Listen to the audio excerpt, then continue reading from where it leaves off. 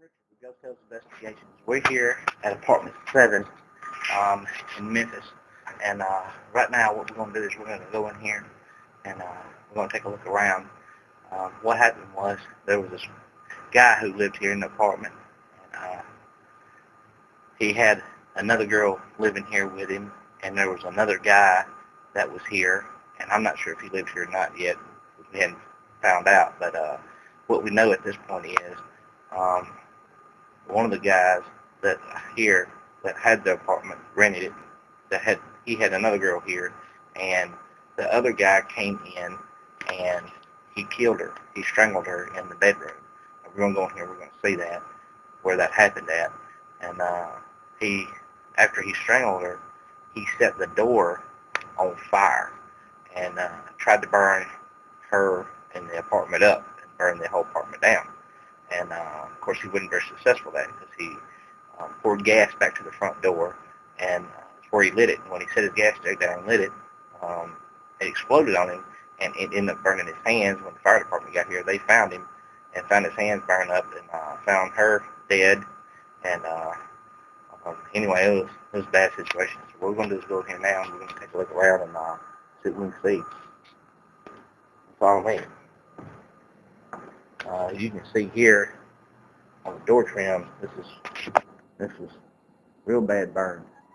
I mean, this was bad, and it starts here at the front door. This is where he set himself on fire, and he burned all of this up right here. And man, this was bad. This is where he was actually planning his escape, and of course he didn't make it because he set himself on fire.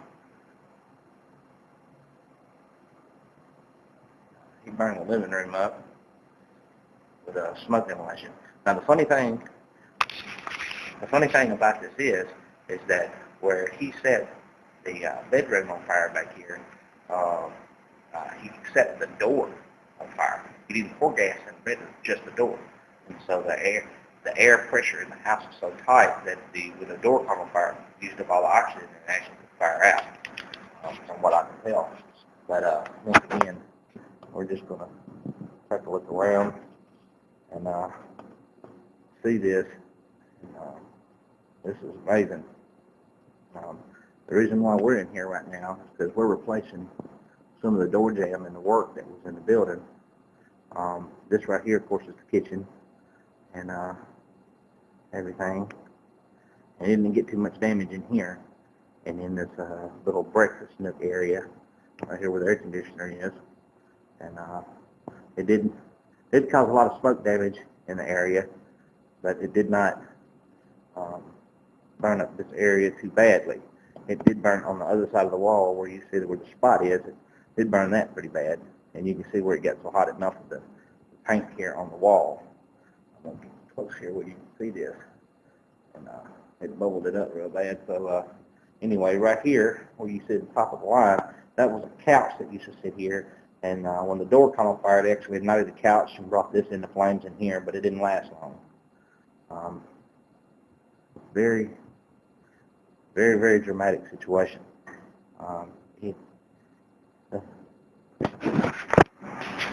Anyway, well, now we're going to move back down the hallway. We're going to get down the hallway here. I'm going to show you the room where he actually killed her in the bedroom and then tried to set the door on fire, tried to burn the house down and get rid of the evidence. So here we go. And let's come down the hallway. This is the bedroom here, and of course, like I said, this is where we replaced the door trim, and we replaced the trim in here and just put it in a door frame in this room in here. So we're going to go in this room here because this is where he actually tried to kill her at. Well, he did kill her. He didn't try. He did. He strangled her to death right in here. We're in the bedroom now, and right here behind me is where the bed was, and the bed is where he strangled her to death, and then he took gas and came in here, and he actually poured gas all over the old door that was used to be here, because it burned the door slap up. That's the reason why we're replacing the door frame and whatnot, but it actually burned the door up, and he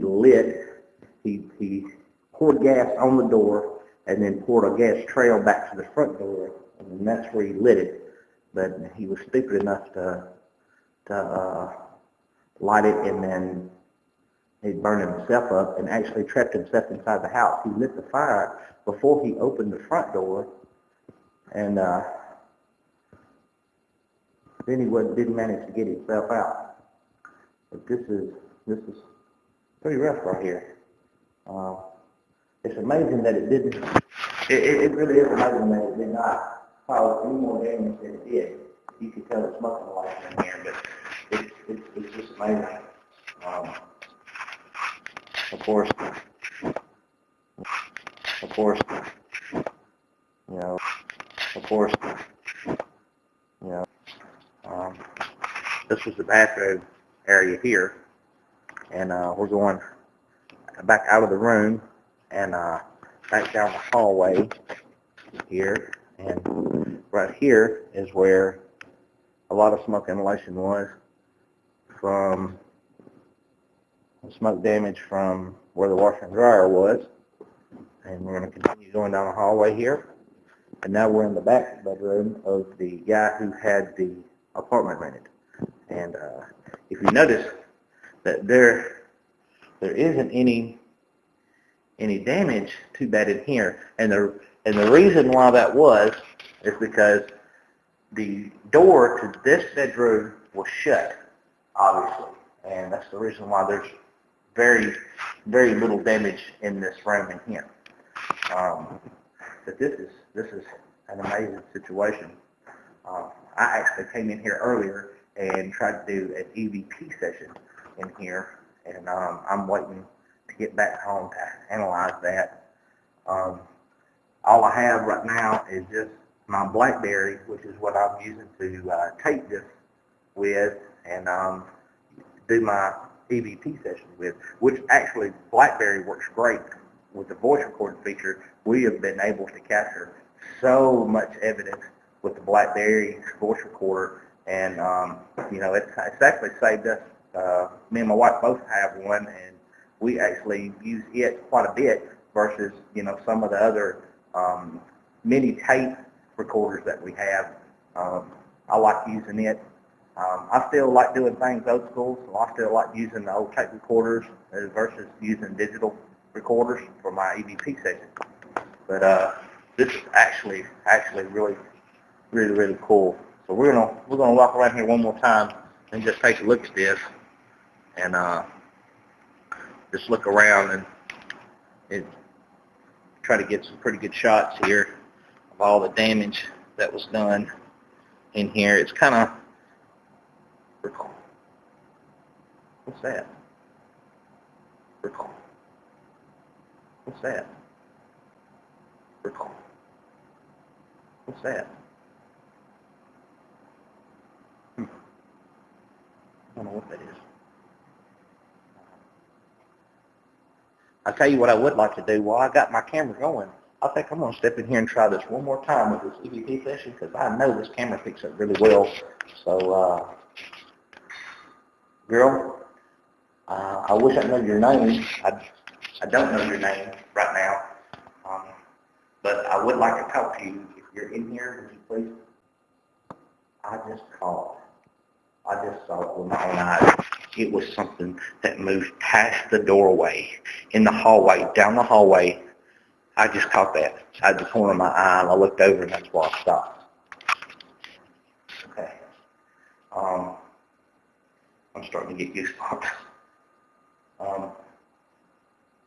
Hun, I'm here by myself, and my name is Richard, and now I can't hear you with my ears, but I can hear you through this digital recorder.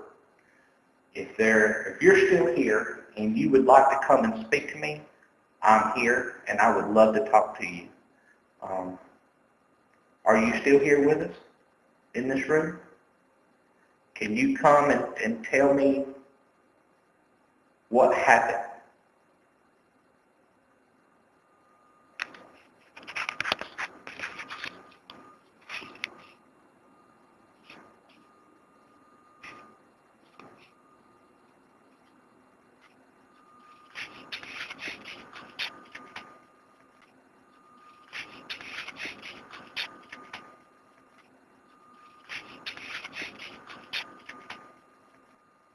Is there a message that you would like to give to someone?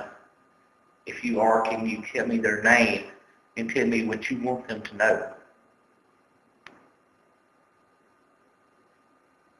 I just want you to know that I am here for you, and I will pass that message on. I will find the person that I need their name, and I need to know what you want them to know. And I will be glad to get that message on to them. You don't have to be afraid of me, I promise. You've already been hurt bad enough. I wouldn't hurt you. I just want to talk to you.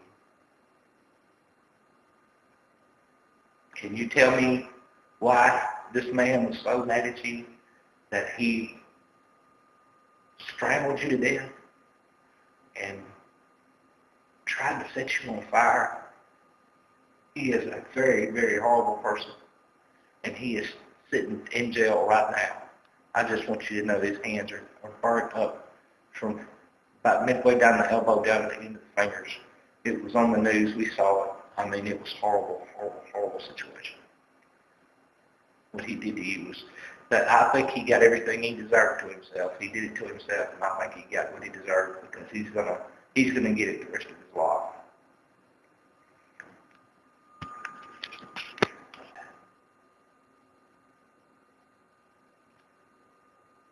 That's how they came from the back bedroom. We're gonna go down here back to that conference room and see what we can find. Hey girl, are you here?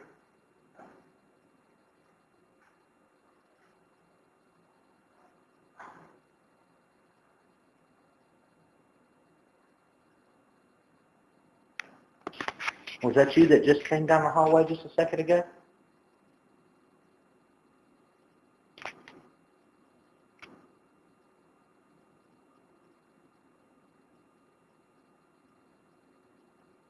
You know, I'll be glad to talk to you. I'm sure that, you know, there's things that you got, people that love you that you want to tell. You know, that you're okay where you're at.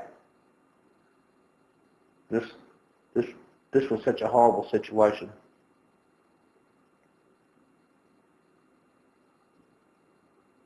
And I'll be glad to pass the message on.